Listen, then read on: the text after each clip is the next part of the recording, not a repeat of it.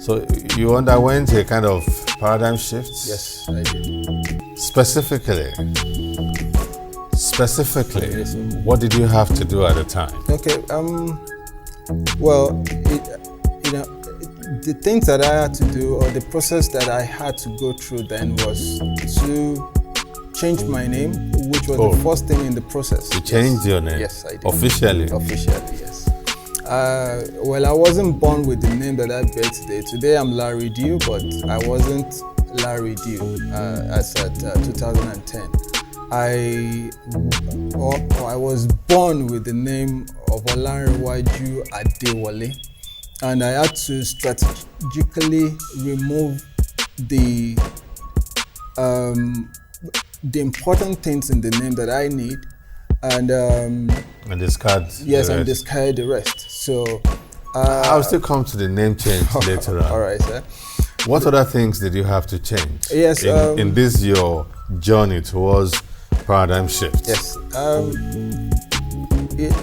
I had to reevaluate myself. Okay. Because it's just like I said, it's a process, and some of the things that I also had to do was to do a list, of the people that I know. Really, your associations? Yes, I had to write down the people that I know and the people that have been of influence to me, and look at where I intend to go. So you put up a list of your associations? Yes, I did. And what did you do with that list? And then I started doing a match of, can this person be of help to me, of where I was then to where I'm going. Okay, so you drew up a list of your associations, yes. Your relatives, your siblings, your siblings, friends, yes, and your associates, all of them. Yes. And then you began to tick the list one by one. Yes, I did. This person, would it be useful in my journey towards this new direction I want to go? Yes. Because if I understand you correctly, you identified in 2010 that the future you envisaged, you would not get there with the mindset you carried at that time. And so you decided to have a paradigm shift. Yes. And the first thing you did was to change your name. Yes. The next thing you did was to look at your associations. Who can travel with me on this journey? Yes. And how many names remain at the end of the day? Just me. You are not serious. You're kidding me, aren't you? No, I'm very serious. So you crossed out each name, you will evaluate it. Yes. Can this one work with me on this journey? And then you will cross it out if it was not going to work with you. And at the end of the day, you realize that all of your associations, 100%, you couldn't find a single person whose values align with where you wanted to be, including your siblings. No one. Including your parents. I have to just be sincere. Yeah, we appreciate sincerity on this program. I had to be sincere. No one. And it's actually a bitter truth, but those are the points that I had to realize, and I had to come face to face with the reality, because I don't want to deceive myself and say maybe in the future they might be of help or this. I had to face the fact. So at that point, when I finished and I saw myself in the center of it, then I knew that okay, I'm in for it. And then it actually gave me a little bit of of the courage. I was a little bit scared, but I had to overcome the fear, and I had to face the reality. And that you're going to travel this alone. Yes, that I had to go alone.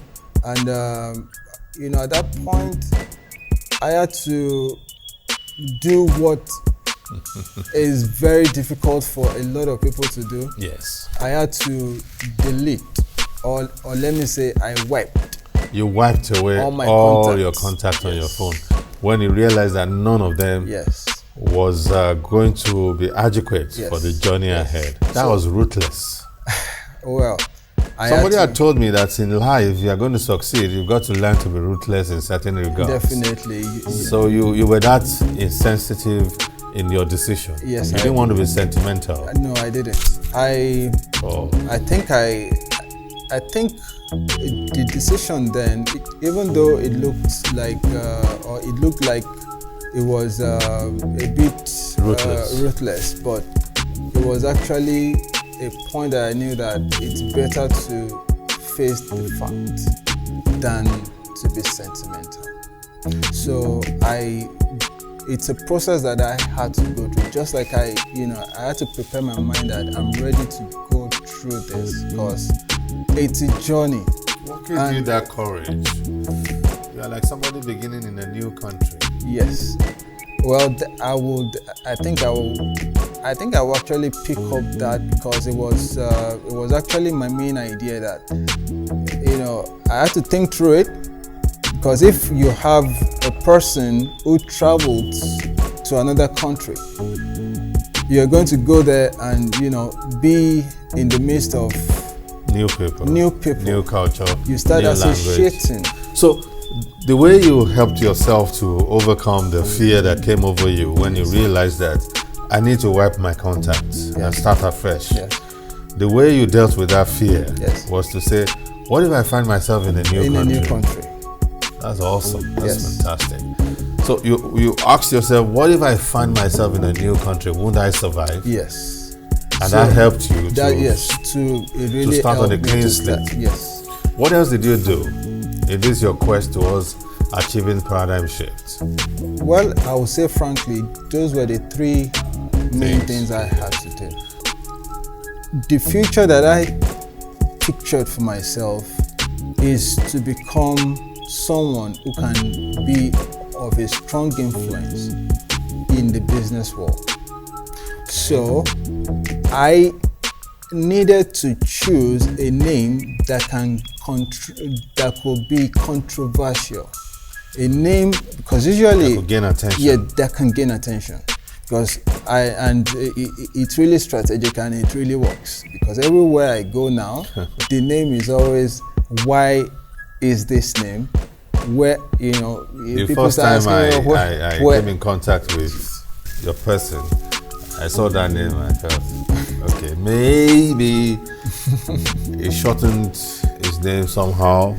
I could understand Larry to an extent, but the deal, But today you've been able to solve that problem for me. It's very strategic. And so you envisaged that you wanted a future where you will be a big influence in the business world. Yes. And at that time you looked at yourself. You realized that who and what you were cannot take you to that future. You looked at your association. You realized that they couldn't. So you changed who you are in terms of your name and your mindset. And you changed your association. And then you began the journey.